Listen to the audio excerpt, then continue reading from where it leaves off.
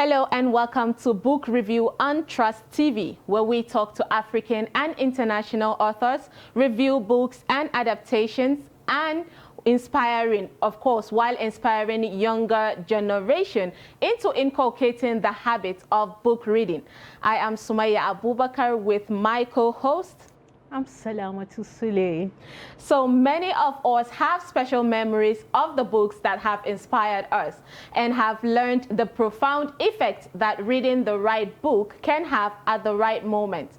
Many people, myself among, feel better at the mere sight of a book. But now we want to talk about the importance of book reading. So Salamatu, let's start. What would you say is the first most important reason for someone to read a book? Books take you everywhere. That's one of the very first importance of book, because with book you get more confidence, you get to live in multiple worlds. I always say to people that I don't need a ticket to travel to as many countries as I want, but I can actually travel through those countries within the space of the book or within the universe of the book. I can meet as many friends as possible, which I have done over the past years being a book reviewer. It has helped me to meet as many friends as possible. It has helped me to improve my vocabulary. It has helped me to be more confident and shape the person that I have become today. So book takes you everywhere. That's number one. You agree with me that books takes us everywhere? That is actually true. I feel like when I start reading, let me take myself as an example. When I put myself into a book, I become like the lead character. I can decide to pick any favorite character and play that role. And I imagine myself dialoguing it with, you know, the other characters in the scene. So yeah, of course, it's beautiful. But the most important thing that I love about book reading is it improves literacy. You know, when you're reading a book, you always, no matter how good and versatile you feel, you have this knowledge of words. There are always new words that you come across. And then when you see it, you pick it out, go through the dictionary, you know, master that word and the meaning, and you check for the synonyms, the antonyms, and before you know it, you become this extraordinary person among your peers. So that is another important part of reading that I would say I like. Okay. Yeah, so that's it. For me, once you read a book, the whole idea of diffusion of knowledge comes to foreplay. Because number one, I mean, we can't be jack of all trades, but with book, we don't go to a place looking like a total stranger. You get what I'm saying? So I've always thought like book is that first entry point, is that first key that launch you into any space within the universe you live in. For instance, if you find yourself in the agriculture sector, you need knowledge or the technical know-how to be able to converse technically with people within that space. So how else can you get this right if you don't read book, if you don't improve your vocabulary, if you don't introduce yourself within the context of situation where you find yourself? So I've always thought, like, for people who don't read, I imagine in my head, how do they cope? Right? So I've always thought about that. So I think that for viewers watching us here today, I think they can agree with us to say that reading can help launch them into become acceptable in a society that even tries to deny them. I'm a woman, for instance, and there have been this issue of gender stereotype. And the only way that I get on with my male peers is to always come to the meeting with my own chair. Don't worry, do not put a chair there for me. I'll always come and I'll be well armed with information that can sparkle a debate. Until tomorrow, I'm always very good at that. But what has built my confidence to achieving that purpose is because I am an avid reader. Remember, there are different types of reading purposes. Some of us read for the enjoyment of it. Some of us read to gain our knowledge. And some of us read because we have a certain purpose, like examination, that we want to fulfill. But how we're able to have that retentive memory or institutional memory of that which we have read is how we're able to enjoy the reading for the purpose of enjoyment, and also take home something that shape us for tomorrow. Well, so I think that's true. I do agree with you. When it comes to importance of book reading, there is no barrier. We don't even know where to start and where to end. Yes. So we have the opportunity of interviewing some people, should I say book lovers, on the importance of books in a literary event. So just take a look.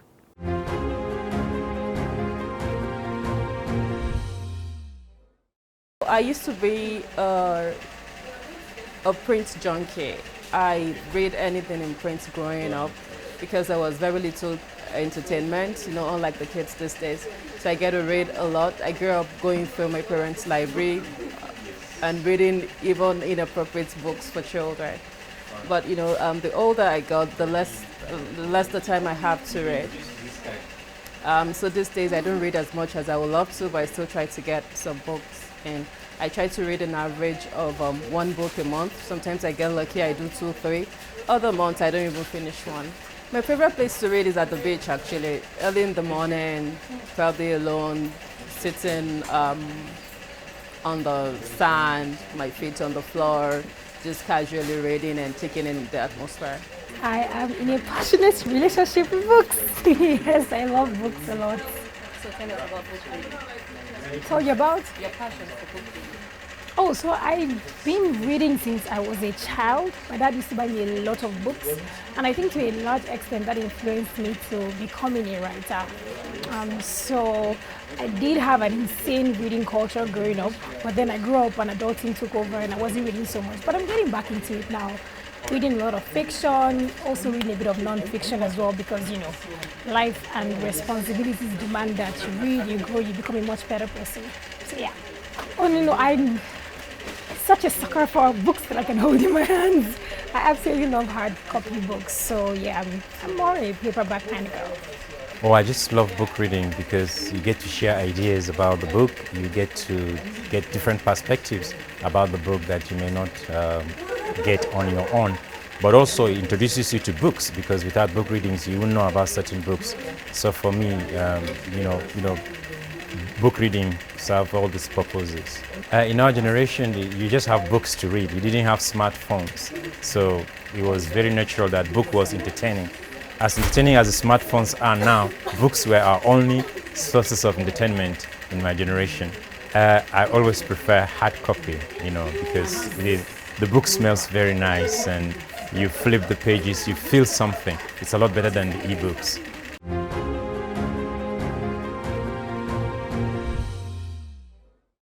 Welcome back. Well, this is what people are saying about books, and I'm sure you would agree with what some of them say. Like, some people actually just found themselves loving, just being attracted to book reading, and they decided to pick it up.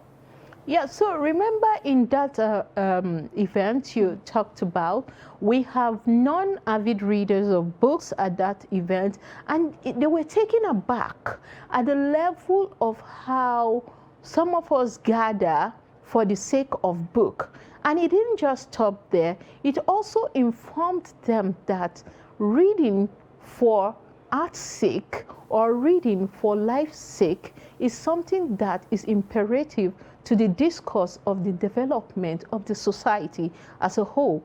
One of the things that we brought out in that conversation was this whole idea of history.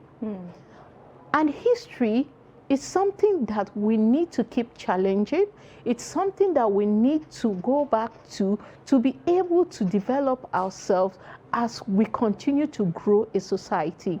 So if we are not reading books, especially reading historical books, then we won't be able to know ourselves, or to know where we're coming from, or to go back to where we're coming from if the road is no longer visible. That's true, Salamatu. You agree with me? I do agree with you, of course. But then on today's episode, we'll be talking about, let's not forget our book, because I'm eager to just dive into the book. So we'll take a short break, and when we come back, you get to meet our author, and of course, the beautiful, lovely book that he wrote.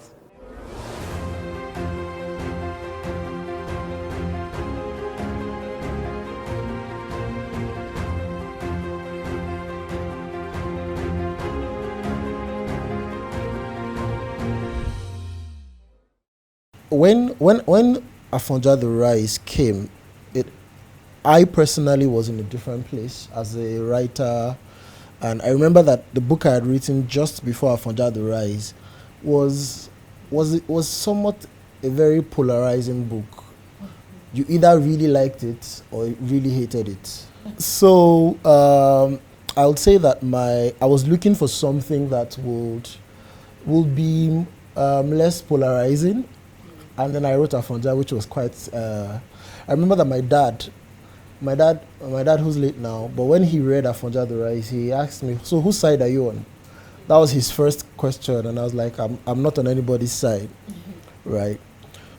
But I think what I tried to do in these stories is, when people wake up and they try to live their lives, I'm not sure anybody says, "I'm going out to make history today. That's why I'm waking up to go and do." What usually happens is people are just being people and they are living their lives. But in the process, somehow, maybe because of the position they are in or something, they make history.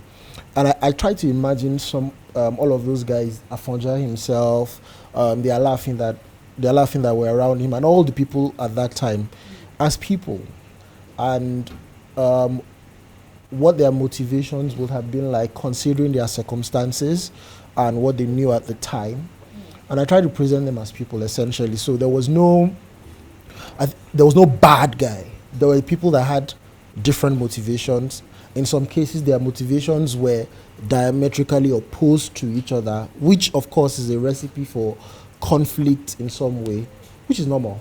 But there was none of that. Fortunately, it ended up being very well received. And I think in terms of critical acclaim so far, Afonja the Rise of all my books has been the one that has had the most critical acclaim. There's a lot written about it. People have used it as the basis of many things and all of that. So it's really good, right? And it's also sold very well. I like that. It's also sold very well. So that's a good addition to it. But when I was writing when I started writing Afonja the Fall, I was coming from a much surer place as a writer. So my voice is stronger, it's clearer in Afonja the Fall. And the story is also clearer. When I was doing Afonja the Rise, I had to research for like 3 years before I started writing at all. But when I was writing the Fall, I was writing from a lot of residual research already, so I didn't have to, some of the things were already very internalized in me at the time. So they're both, it's a continuation of the story. Even the covers, the new covers tell a story. So my spoken Yoruba is not that good, but it's good. It's good enough. But It's good in the text. no, yeah. So of course it was part of it was research, but I also made some choices. One of my best. One of the best things I've heard said about writing was something Chinua Achebe said about how though we will write in English, but we will do with it what will amaze even the Englishman, the way he would write it. And you'll see if you're reading a Chinua Achebe book, you can almost hear the Igbo behind the English, the way he writes it. So he's writing in English, but you can hear that the thoughts that he's expressing, and if you've listened to Chimamanda speak as well, you can hear in the cadence and the way she speaks that the thoughts are in a different language, even though the person is expressing the thoughts in English. It's sort of the same thing, right? Where there are things you want to say that, saying it in those ways, in the ways that I've tried to say it in this book, with the use of language and use of proverbs and idioms. Number one, it's authentic because that's how people in those days would have spoken to each other. They would speak in proverbs, and there's even a proverb that talks about how you don't say everything to a wise person. You say it in half, and then the rest of the half forms inside the person. But there's also the fact that there are things that are just more concise if you say it that way. And so the communication, I remember that one of my favorite things was when a character told another one about that he was wise, but he was smart, but he wasn't wise.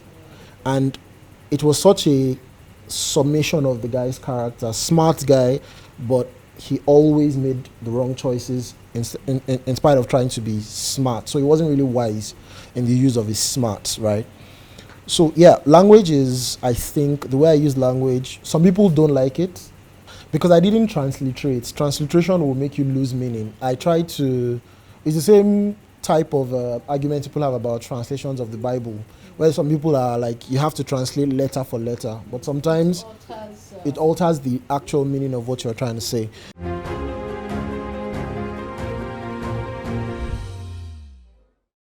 Well, that was really interesting. I would say that Tunde Leyes knows his books. Of course, he has mastered his craft. So what do you think about Tunde Leyes? Which of his book would you say is like your favorite? You know, when Tunde Leyes was launched into the literary space, he had already equipped himself as a creative talent because with Guardian of the Seal, one of his first novels that I had read that time, I did remember that, yes, this is a promising young author coming. And I did actually projected that once his next book come, it will take the limelight like fire. And which is what his current book, Afonja the Fall, just did. And he started by writing Afonja the Rise, and this is his most current to that sequel, Afonja the Fall. And in Afonja the Rise, we see history playing back. I mean, everybody who knows the history of Afonja, the warlord administrator who eventually fought his way through to become the Are Kakanfo from Ilorin, and the Are Kakanfo is actually a subject to the Oyo Empire. So when Afonja rose to that area of Kakanfo, we saw how Aole, one of the chiefs, that's the major chief of the Oyo Empire, went down because of his brutal ways of ruling the empire. In fact, I remember in that book they say, "May you die by the king's sword," which is actually showing how dictatorial in that respect a king or a leader can become. We saw how Afonja was able to bring him down. So that's it about Afonja the Rise. I'm sure you got the viewers curious about Afonja. Yeah. Well, we had the opportunity to record the interesting event of the book reading of Afonja the Rise and Fall, Afonja the Fall, of Tunde Leyes. So just take a look.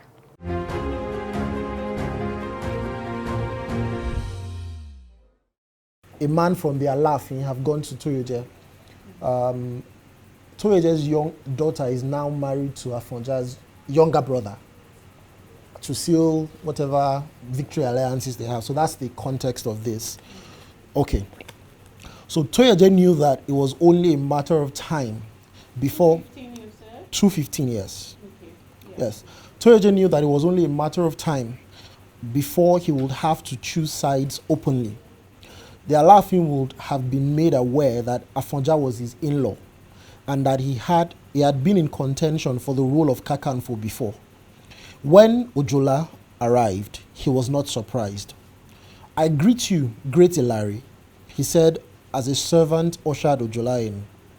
"And I salute you, great warrior," Ojola responded. While he bore the staff of the Alaafin and did not need to salute anyone, Ojola was an experienced Ilari, and he determined he would approach Toyoje respectfully rather than make demands to win him over. "I bring the Alaafin's message to you. War is upon us, Toyoje. It is inevitable. Afonja continues to challenge the supremacy of the Alaafin of Oyoile. That is treason. Did he not deprive you of the title freely given to you by Alaafin Aule? Does he not use marriage as an excuse to hold your daughter hostage even today? Did he not steal slaves from you to swell his armies? As I traveled to you, I saw the reckless abandon his Jama used to oppress the people on the Ogbomosho farms. Even my fellow Ilari, when the Alaafin sent them to Ilorin, these Jama, not respecting that they bore the Alaafin staff, stripped and robbed them. Afonja did nothing. Ojola paused to observe Soyeje, who shuffled in his seat before he responded. All that you have spoken is true, but you know that he holds my daughter, and my army is depleted. Afonja's hand is strong. The Alaafin has assembled an army 50,000 strong. You simply need to lend him your support. Bring the men you have and let the people know publicly that you are for Alaafin Adebo. Other chiefs will see and say, if Afonja's in-law supports the Alaafin, then who are we? Toyeje appeared lost in thoughts, and Ojola sensed that he was close. Of course, I must not deliver the Alaafin's message in part. Oromio's sword of justice in his hand to dispense justice. Any town that declares for the Alaafin before the battle will be welcome, as has always been, as a part of the great Oyo Empire. However, any town that either chooses to side with Afonja or purports to stay neutral, the Alaafin will see as his enemy. And when Afonja is defeated, his justice against such towns will be swift and furious. But you, my friend, will not be one of them. And I am confident that you will be with us. Ojola added. Toyeje nodded. I have heard all that you said, Ojola. You have indeed spoken well. Had the Alaafin sent another, they would have attempted to simply command rather than entreat as you have done. And our people say that a gentle voice brings kola from the pocket, while a harsh one brings a sword from a sheath. Ogbomosho will fight for those who defend our tradition, not for one who has trampled upon it repeatedly. We will gather all that Ogbomosho can still muster and head for Oyoile soon. Ojola smiled. I would have loved to stay, but my riding is not done. I understand you, great Ilari. We shall see in Oyo, Toyeje said. After Ojola left, Toyeje waited for his sentries at the town gate to return and confirm that the Oyo contingent had left town before sending for Gbonka Eleshin, who was Afonja's person. I hope my people have taken good care of you, great Esho, Toyeje said. Oh yes, they have. Our wife sends special greetings, Eleshin responded. Yet she doesn't come to see her old father, Toyeje said, feigning a cough. Eleshin laughed in spite of himself. You are not that old, Toyeje, great Eshoyo, Bale Ogbomosho himself. A sword in your hand will still cut down mighty enemies. And what type of in-laws will we be if we let our wife travel around in these dangerous times that we are in, he said. I will say you said so, Eleshin, but I know it is not to bring my daughter's greetings that you have come, Toyeje said. Eleshin stiffened. I am sure that you are aware of what is going on with Adebo, who the Oyo Messi surreptitiously installed on the throne in Oyoile, and how he has now invited Ojo, son of Ga, and Elempe, the belligerent king of the Bariba, to fight his battles. He claims he is fighting to free all from Afonja's yoke. But which of them has tried to place a yoke on Yoruba towns? Afonja, that has stayed in Ilorin since, even when Okpele was trying to take towns, or Adebo, who is demanding submission from the towns? I hear you, Eleshin, was all Toyeje said in response. Eleshin continued. Afonja now asks for your support. We have 30,000 men in Ilorin, equal to the task of fighting Adibo and Ojo. But we want them to know that we are all united in our desire for liberty. Oyoile must see that it is a new dawn in the land. It was just as he expected.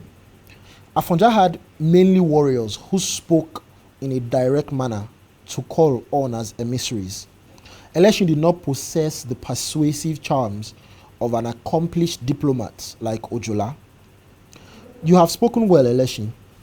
I want you to give Afonja a message. I want you to give a message to Afonja in response. You must make sure my daughter is present when you give him this message. First, you must give him this Aroko. Aroko is like a coded message. Make sure it is only opened when Labake is present. Toye just said.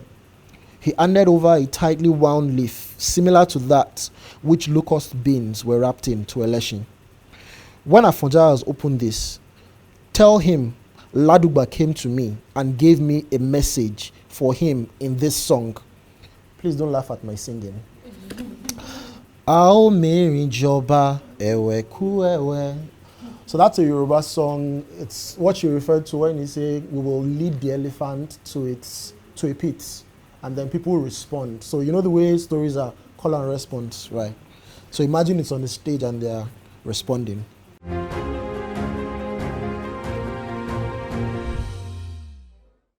And of course, that is how it was. I would say that I really enjoyed attending that amazing function. And of course, you were the host there, so that was really lovely. Yeah, I mean, it can't be any other way for a book lover like me. That's true. That's true. I mean, I've been very much passionate about literature and literature for art's sake or literature for life's sake, because a lot of people come to tell you that in the first place, why are you into books? Why are you not doing business? Or why are you not a sort of a You were really entrepreneur engrossed in that. Yes, but of course. Like they say, Salamatu, books have the power to transport us to new worlds and different times, just like Salamatu said, but they can also take us back to the important moments in our own lives, from building your vocabulary to reducing stress, preventing age-related cognitive decline, and increasing your ability to empathize. Reading books is an easy way to look after your mind and body. Like Napoleon Bonaparte said, show me a family of readers and I will show you the people that move the world. And of course, thank you so much for watching. My name is Sumaya Abubakar with my co-host as usual. I remain Salamatu Sule. Do not forget to read a book, and of course, catch us next time on our most entertaining and enlightening show, Book Review on Trust TV. See you next time. Bye.